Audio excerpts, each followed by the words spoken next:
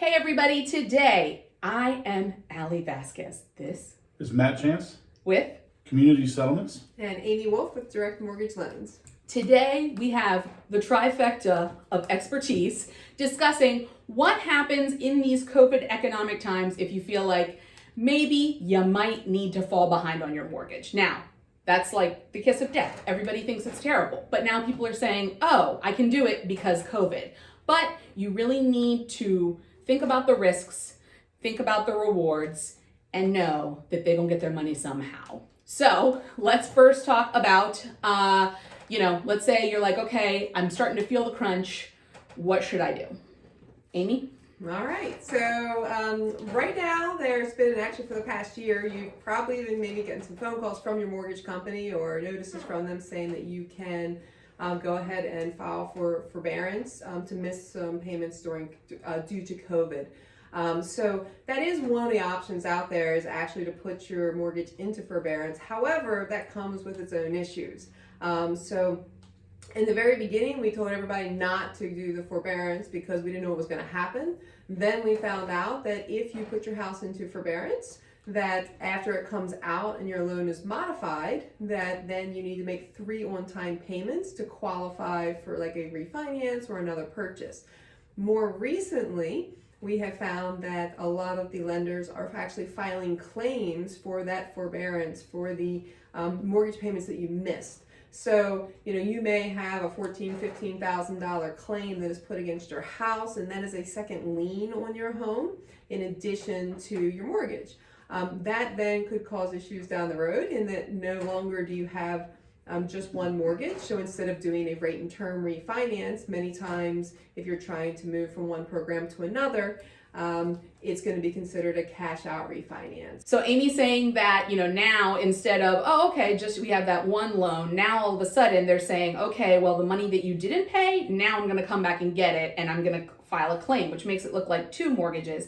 And if you do end up having to short sell your house, Matt can tell you how that does not work. It becomes really difficult because you're going to deal with them on 2 different things, and they're not happy about losing the money anyway.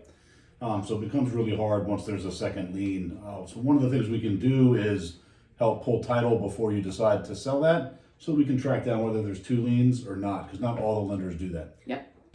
So if you're thinking, oh, okay, it's fine, I'll just short sell my house. Well, short sales are not easy. They're actually the most difficult types of sales on the planet. Short is not a word that I would use to describe. It means you're short on the money, but it's the longest process ever. I have a short sale closing this month that's been 1 year in the making. Oh, wow. 1 year in the making. And the last person pulled out on settlement day. Matt, tell us how it shakes down if we have these other claims against the house. So it can show up in any number of ways, and it kind of depends on what the lender's doing, but it can show up as just a lien, which means we have to pay it no matter what happens, because in order to clear title, we'll have to have that lien paid. It can also show up as just a claim. It can show up as a number of different things. I think the best thing to do in these circumstances is to pull title early, so that we know what we're dealing with before we get there. Yes, and making sure that the money is there in the equity of the home to be able to get out and not have this issue where we're short on everything. And because in a short sale, even if we have a really, really willing buyer and a wonderful situation going on, the lenders could just say, I'm not doing it, and then you're going toward foreclosure. If you have been following the news, you will see that the CARES Act, which was originally set to expire at the end of this month, has now been extended until June. That's really, really great in theory because nobody can kick you out, nobody can really foreclose on you. However, if you think that come June, a fairy's gonna come down and say, oh, CARES Act is over, but I'm still here, that is not true. These mortgage companies don't play. Everybody, when we sign, you sign all those documents saying that you will not get behind on your mortgage, and they really don't care about COVID.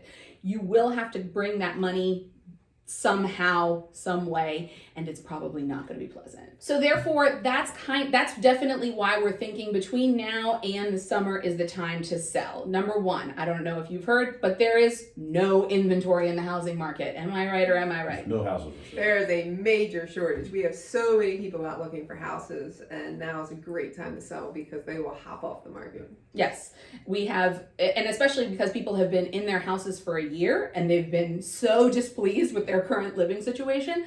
I mean, I have about 10 buyer consults a day, and I probably have 1 seller consult a day. So we have no inventory. your house is going to sell for a lot more than you think it will.